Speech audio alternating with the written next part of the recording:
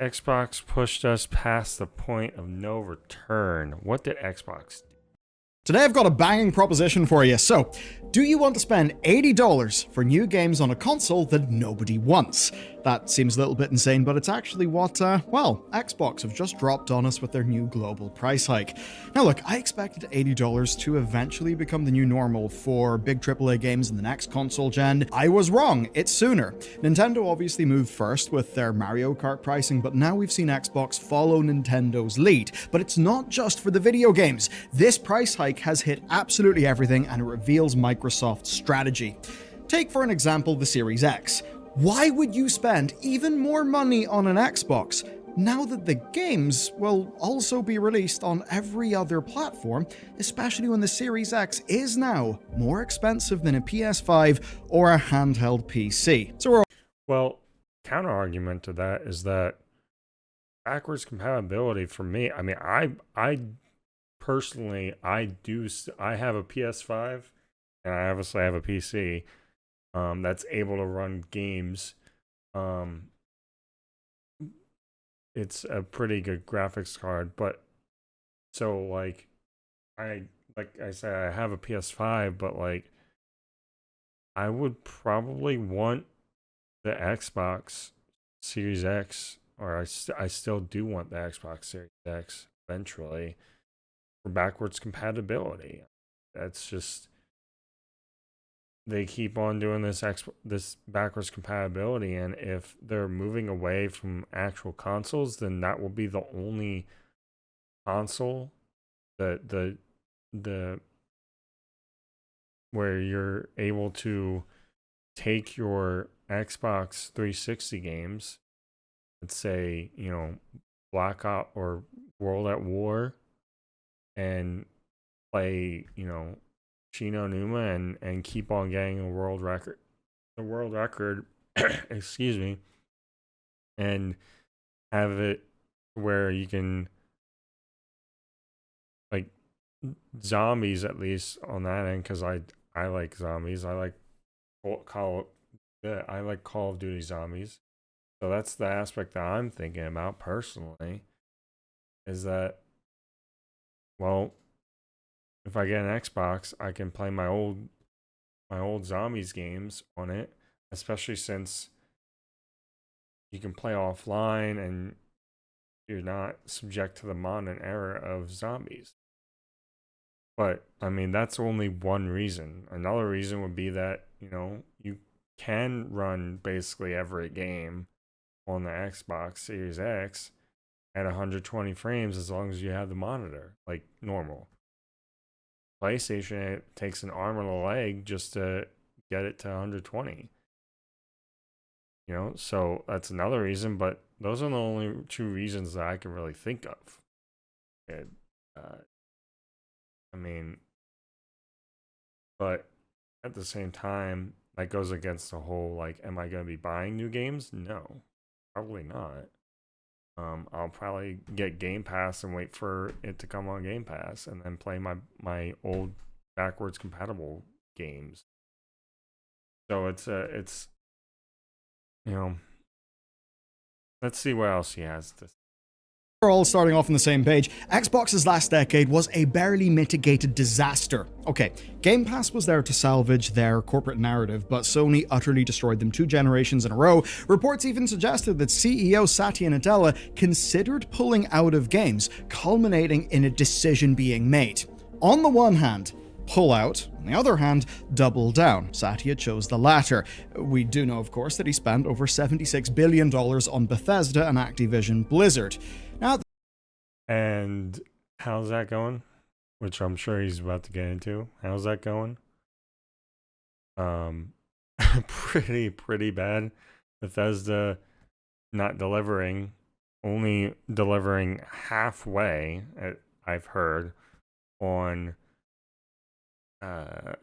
Oblivion remaster, which, I think it was I think just like everyone else agrees that it's a good thing that they kind of just shadow dropped it, because otherwise they would have gotten the scrutiny that they didn't want. I mean, they dropped Skyrim on a whim if they do, and maybe they'll make a comeback. I mean, Asmongold likes to think that they make one good Halo again, and they make one good Gears of War or whatever. I forget what the other game was, and they'll be right back in it. But that, I mean, Sony destroyed them two cycles in a row, only because, like we all, it's obvious. Let's just keep on. At the time, we thought that was all to get them more exclusives, ideally so that people would finally have a reason to buy the Xbox, because obviously... That's the other thing. The exclusives were not there. The exclusives for Xbox were not there. It's hard to compete with God of War, Ghost of Tsushima, just all these great games. I mean, look at Black Myth Wukong. I mean, I think that was exclusive for PlayStation. Ratchet and Clank did well. I mean, when the PlayStation 5 came out, Demon Souls came out, I think exclusively as like a remake for the PlayStation 5. So like, Xbox just didn't make the right money moves, and now they're paying the price. Well, didn't really work out with Halo Infinite. And perhaps that was the hope, but it was a fool's hope. That obviously didn't happen, Xbox is still behind, and that brings us to the modern, post-massive layoffs version of this company.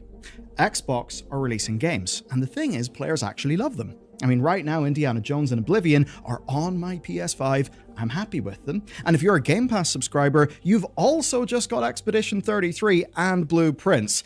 That's kind of wild. So basically, be it Game Pass, PS5, PC, or streamed to your television, Microsoft's got actually good games absolutely everywhere, and they're happy to make money from that, even if it means that they also are lining Sony's pockets, which they absolutely are. I don't want to shock you, but basically, this is Microsoft deciding to finally focus on selling software and making their money there. And it's with that in mind that we now dissect the price hike. Let's start with the most relevant increase, that to the actual games. So prices are going to increase for some new games to $80 later this year. And this absolutely is peak never waste a good crisis energy.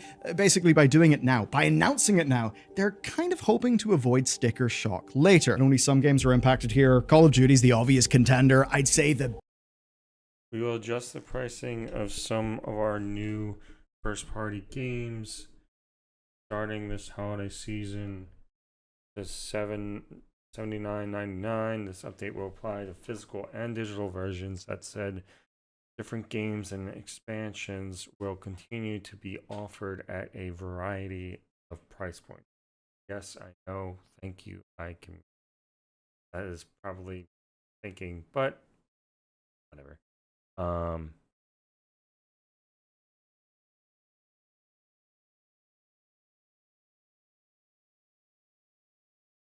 Money talks.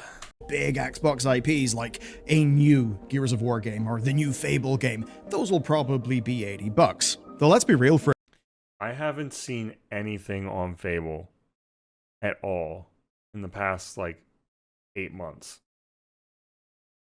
I don't even know if that game is going to be coming out.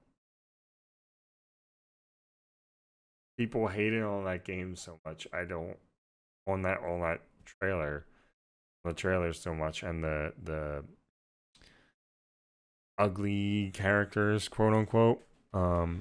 So I don't even know if that's gonna be a thing. For a second, just look at Expedition 33 and what it was able to pull off for what, $49.99? I would like the Fable game to come out because I've never played Fable before, and looking at the trailers the other day of Fable OG, the graphics are, I'm sure they were good for the time, but I'm very picky with my graphics, so. It costs 45 quid in the UK, so that is a hell of a deal for what? Though let's be real for a second, just look at Expedition 33 and what it was able to pull off for what, $49.99? It cost 45 quid in the UK, so that is a hell of a deal for a video game. Now, if you're to take a more AA feeling Microsoft game like, say, Outer Worlds 2, if that was to hit $80 in a world where Expedition 33 is like just over half of that, that's pretty rough. I have to wonder if a lot of these companies are going to start pricing themselves out of the market, and if it is the case that actually this $50 price range is going to start working really well. But anyway, that's the software price hike. Now I've got to talk about the hardware. These increases, to put it rather bluntly, just feel like an execution to me.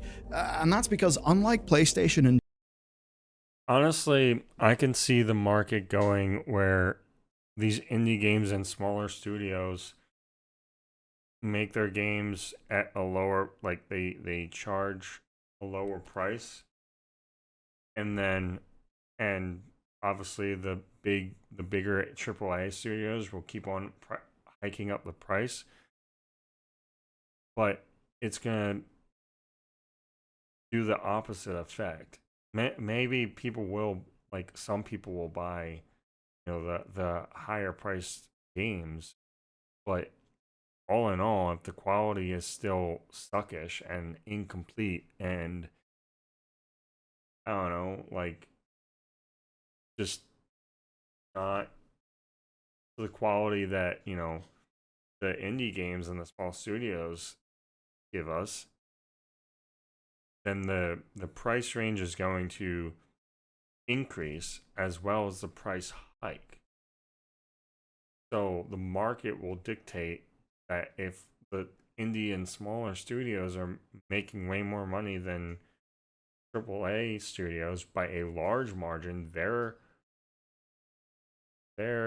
investors are going to see that, and they're probably going to call to lower prices themselves, because if you make games at a lower price but they're higher quality, of course more people are going to buy that. It doesn't matter. This matters what the quality is of. And right now, AAA studios are not at that mark anymore.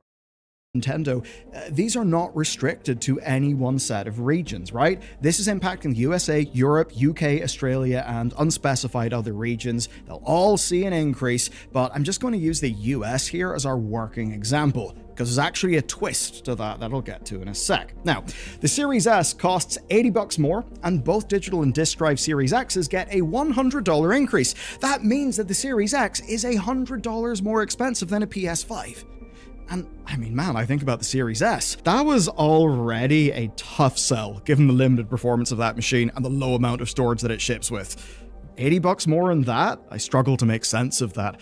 Just buy a PS5. Anyway, base controller models are spared, but the special and limited editions are going to be $80 and $90, and then the Elite controller gets a $20 increase to $200. That's a lot of change, and the wireless headsets are going up $10 to $120.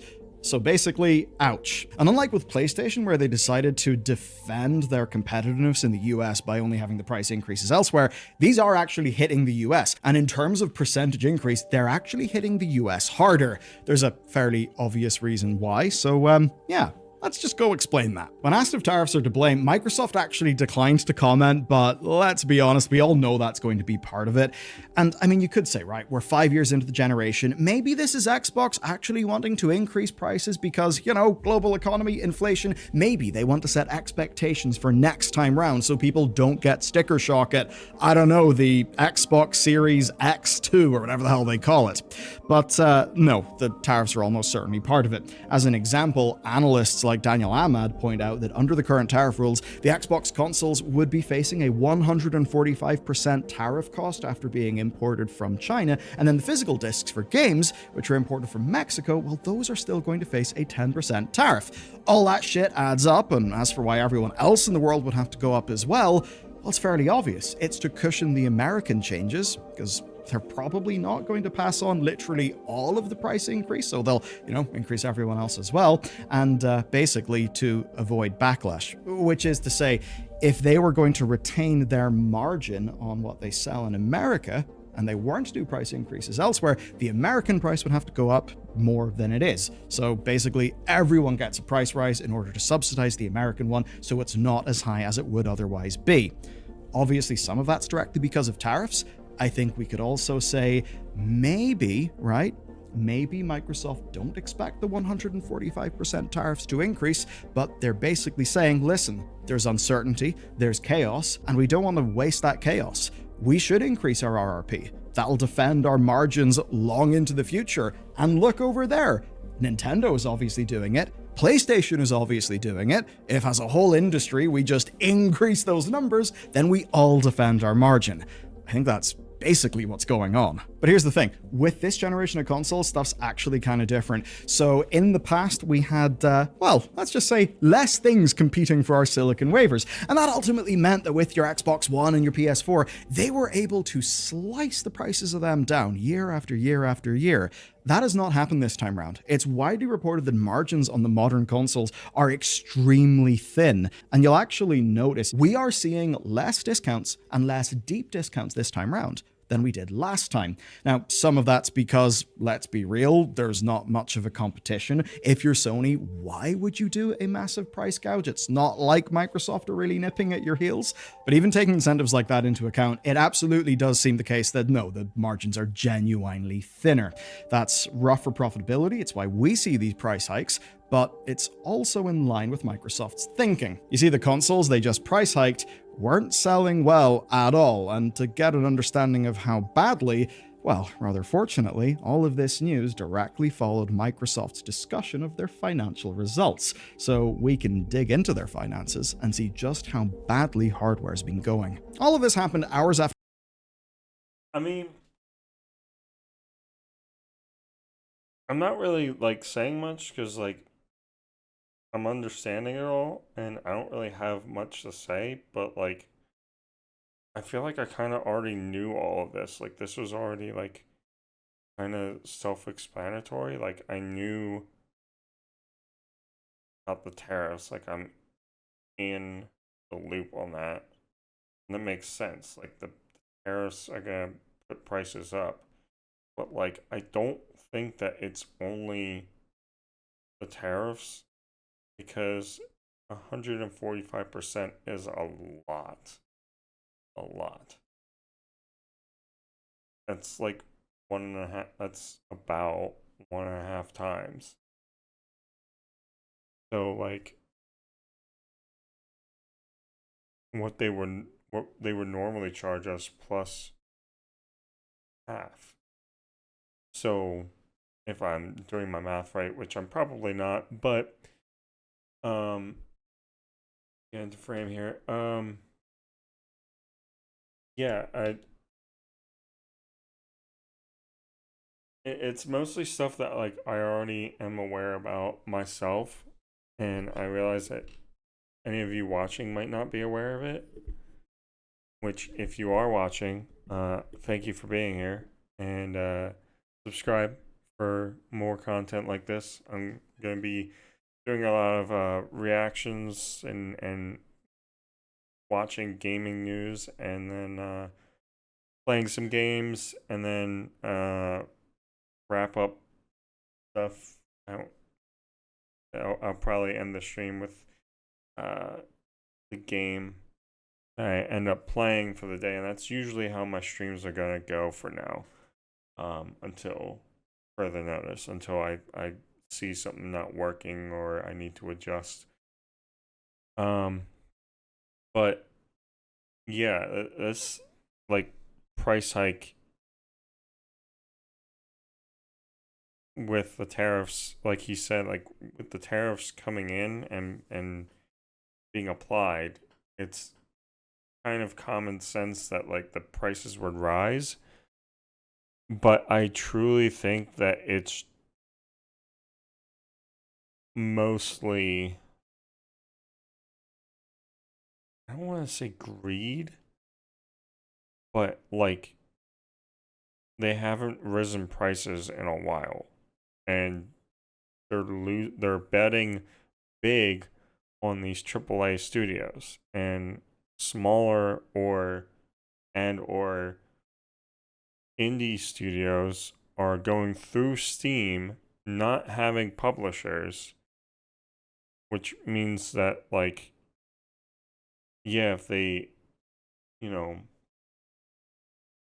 if they go through PlayStation, sure, but that also takes a long time, or Xbox, that also takes a long time. And Steam, you can just I guess you can just upload your game right away and then start making money, potentially, and in theory.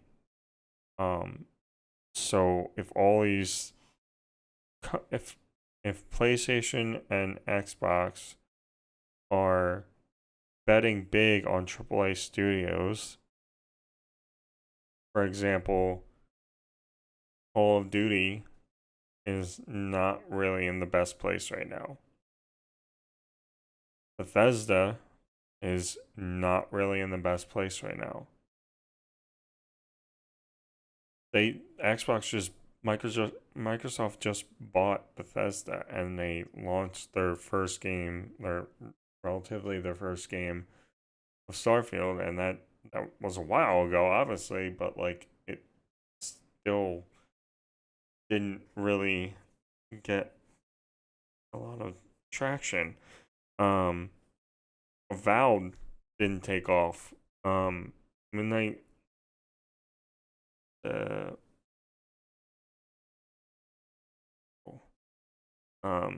lot of these games that, they're, I'm trying not to be mean like Asmongold, because Asmon, when, like, I have said before, I watch a lot of Asmon, so, like,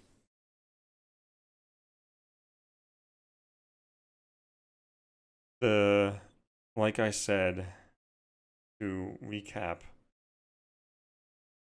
the AAA studios that Xbox and PlayStation have invested in have not been doing well. PlayStation has been doing well because of God of War and all these exclusives, and they've been making the right decisions with that end. But everything else is not going very well, and so it's only natural that they would want to raise prices. They have to recoup the money somehow. After Microsoft briefed their investors in their Q3 reporting. Basically, that's where they reported that hardware in particular was just having a battering, and according to the reporting in the earnings call from Windows Central, their sales for hardware decreased by 6%. And the sad news for them, right, is that this is actually a slower decrease than previous quarters. So, silver linings and all. And basically, that is the definition of damning by faint praise, I would say. It's like, hey, we're bleeding out, but we're bleeding out ever so slightly slower. Obviously, if those sales were declining, I have a feeling that the price increases will just make them decline even more. But elsewhere, PC Game Pass users grew 45% year on year. That's pretty goddamn substantial. Their cloud gaming reached new record usage counts with 150 million hours streamed, and that all contributed to a wider 8% growth for the content and services element of Xbox. And that really is the big one. In particular, this was likely driven by Xbox becoming, quote, the biggest publisher in PlayStation. Which is absolutely true, with, say, Call of Duty alongside the ports for Indiana Jones and Forza driving loads of growth there.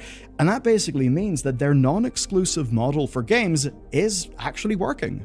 And that's with them barely digging into their library. So in this context, the pricing changes actually make even more sense. So basically, I'll put it this way. If hardware is underperforming and it's only selling to the most hardcore audience, then that's may be the group of people who would be able to stomach the price increases. Perhaps the most price and value sensitive customers have already made the call not to go Xbox. Like everybody, they probably just saw that PS5 was going to be dominant, so they backed the winner, right? Which would make sense. Now, there's no point in producing a machine that you're going to be selling at a loss if you're not selling it in the first place. The whole business model with consoles, selling at a loss, being a loss leader, is you grow your store, right? And then you get the 30% of everything you sell on that store.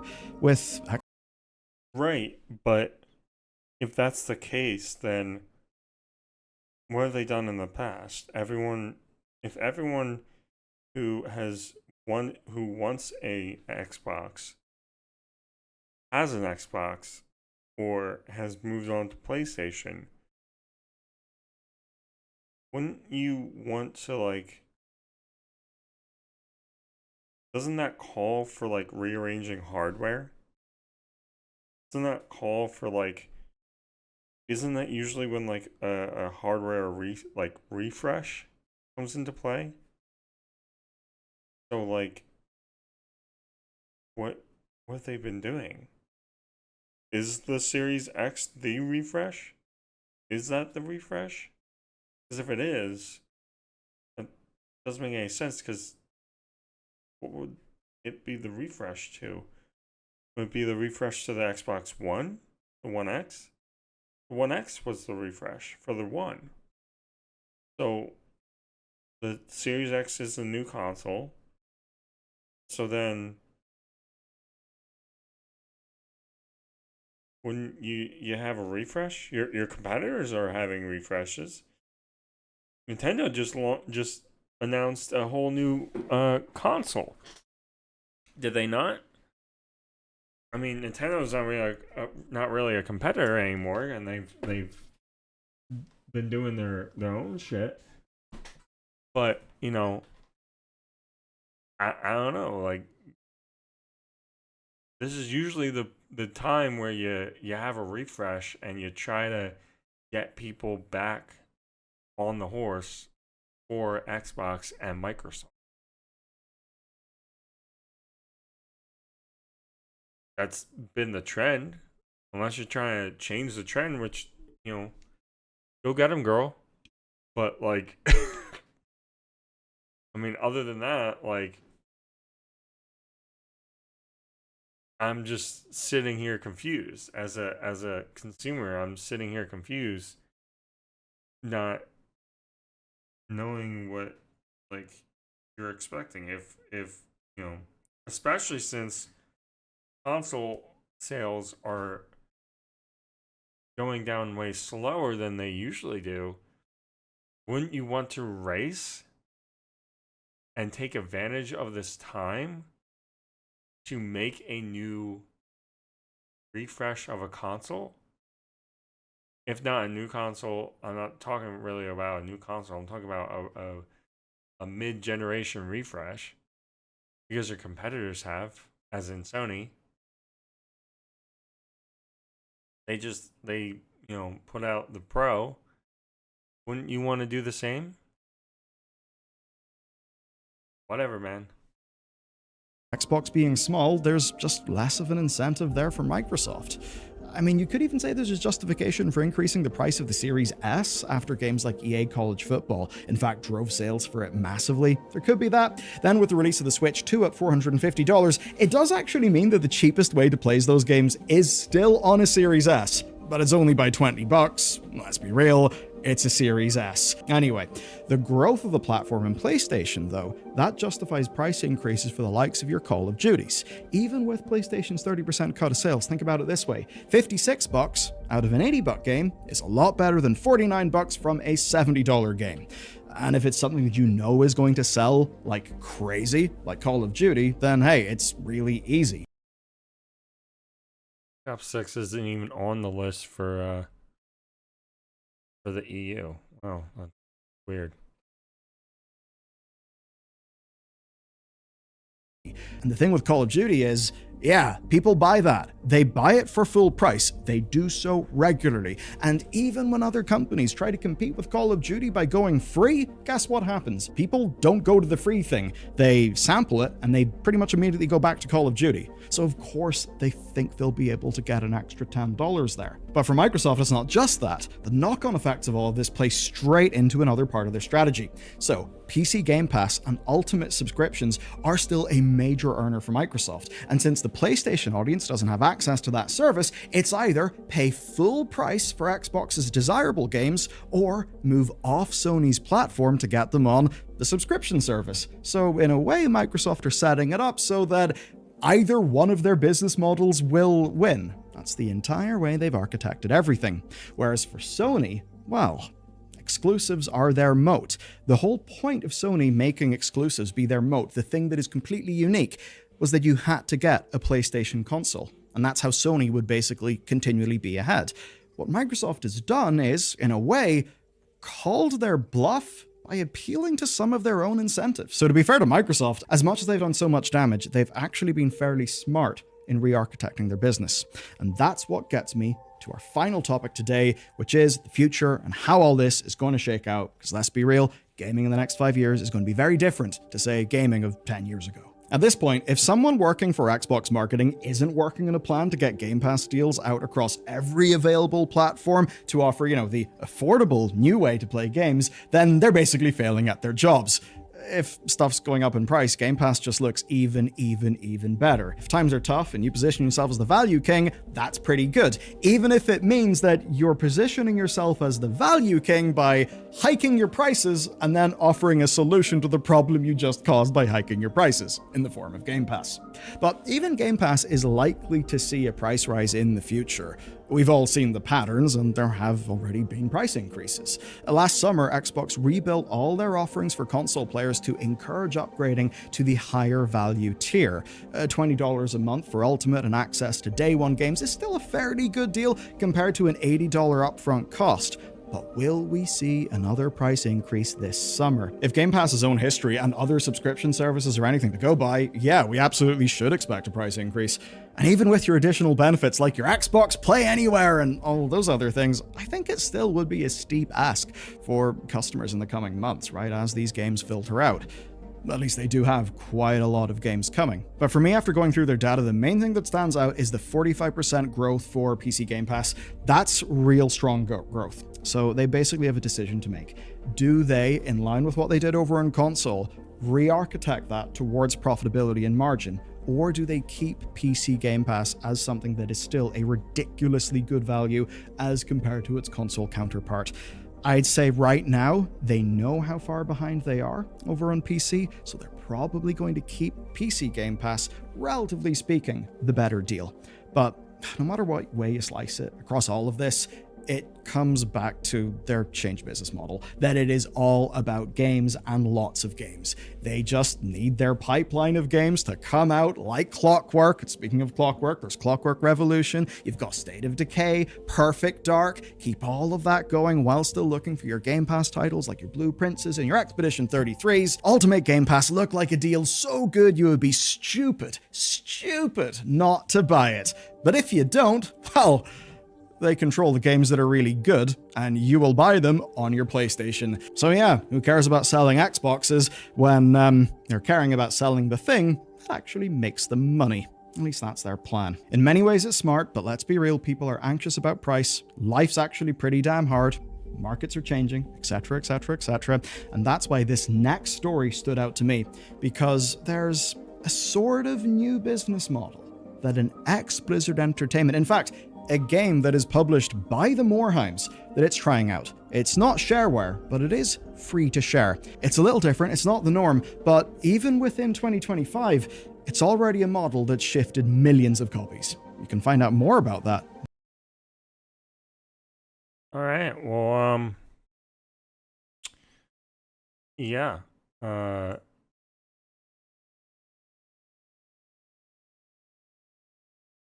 Right there. Yep. That's the price hike. It's just like 2 weeks old, so like mostly everyone knows about this, but I just wanted to give it some time to breathe. I guess I gave it a little bit too much time to breathe.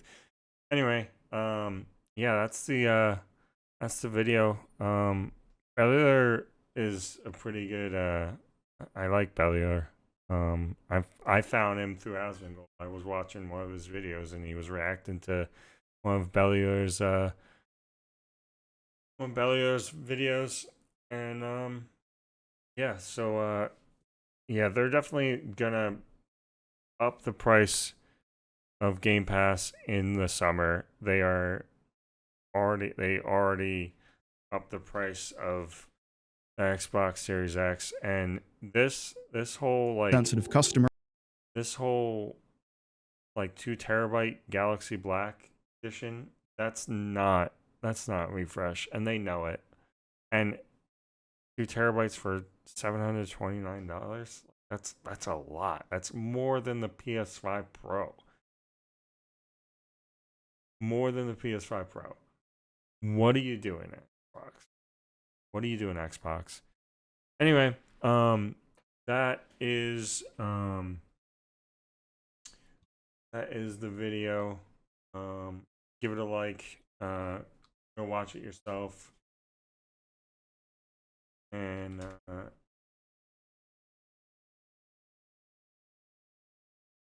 for anyone that joins in,